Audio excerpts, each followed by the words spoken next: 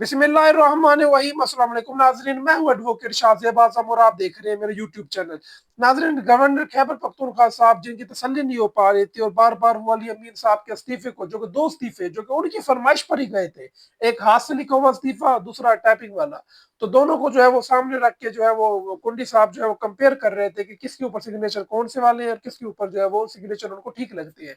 तो आज जनाब की तसल्ली करा दी है chief justice of Peshawar high court ने। और पिशावर हाई कोर्ट ने आज कैटेगोरिकली ऑर्डर जारी कर दिया है कि कल सुबह के टाइम जो फैसल करीम कुंडी है वो हलफ लेंगे सुहेल खान अफरीदी का, और अगर फर्ज करें वो हलफ लेने में नाकाम होते हैं तो कल ही कल पिशावर हाई कोर्ट फैसला सुना देगी। तो अब आइन के मुताबिक जो है वो गवर्नर के ऊपर लाजिम है। अलबत्ता चीफ जस्टिस साहब ने यह जरूर पूछा कि क्या गवर्नर ने इस्तीफा मंजूर किया है, तो इस पर बताया गया कि जी हाँ जनाब, गवर्नर को मसूल हो गया इस्तीफा। तो फिर चीफ जस्टिस साहब ने पूछा कि क्या मसूली जो है वो क्या उसका मतलब यही है कि इस्तीफा मंजूर हो गया है। तो इस पर समान अकरम राजा साहब ने कहा जी बिल्कुल, आइन इस बारे में खामोश है कि जब चीफ मिनिस्टर जो है वो कैटेगोरिकली मीडिया पे अनाउंस कर दे, फ्लोर ऑफ द हाउस कह दे, इस्तीफा लिख कर भेज दे गवर्नर को, तो गवर्नर के पास तो कोई नहीं है कोई पावर। आइन तो इस बारे में खामोश है। तो अगर हम पास्ट कंडक्ट देखें तो पास्ट कंडक्ट में चीफ मिनिस्टर इसी तरह रिजाइन करते रहे। तो गवर्नर जो चीफ मिनिस्टर परवेज इलाही साहब थे उन्होंने भी अपना इस्तीफा जो है वो भेज दिया, बल्कि उन्होंने असम्बली तहलील की थी। तो इसके अलावा अगर हम सिर्फ आइन के आर्टिकल 138 की बात करें तो जो chief minister of the province होता है वो अपने हाथ से लिखा हुआ इस्तीफा गवर्नर को भेज दे, तो ये तस्वुर किया जाएगा कि उसका जो ऑफिस है वो ऑफिस उसका वैकेंट होगा, उसका ऑफिस खाली होगा। तो उसके बाद जो है वो प्रोसेस के तहत नया चीफ मिनिस्टर वो मुंतखब होगा। तो इस पर चीफ जस्टिस साहब को बताया गया कि जो जैसे अली अमीन साहब का इस्तीफा मसूल हुआ तो उसके बाद बाकायदा इलेक्शन शेड्यूल का ऐलान हुआ, और उस शेड्यूल में जो है वो बाकायदा अपोजिशन रहनुमाओं ने भी अपने कागजात नामजदगी जमा कराए। तो इसका मतलब है कि अपोजिशन ने भी मान लिया।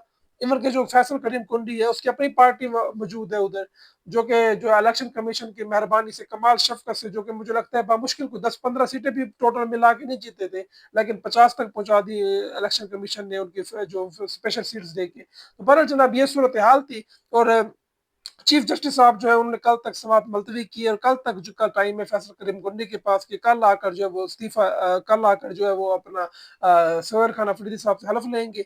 और अगर कल उन्होंने हलफ ना लिया तो पिशावर हाई कोर्ट जो है वो जो भी आइन के तहत जो फैसला करेगी। बहुत सारे लोग कह रहे थे कि क्या ये आर्टिकल 6 की खिलाफ वर्जी है, क्या गवर्नर के खिलाफ कार्रवाई हो सकती है। तो मैं आपको बता दूं कि गवर्नर और सदर पाकिस्तान, इनको आइन के तहत जो है वो इस्तिस्ना हासिल है।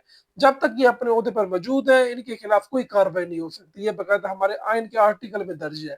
तो गवर्नर साहब के खिलाफ तो फिलहाल जब तक ये अपने ओहदे पर है उस वक्त तक तो कोई कार्रवाई नहीं हो सकती।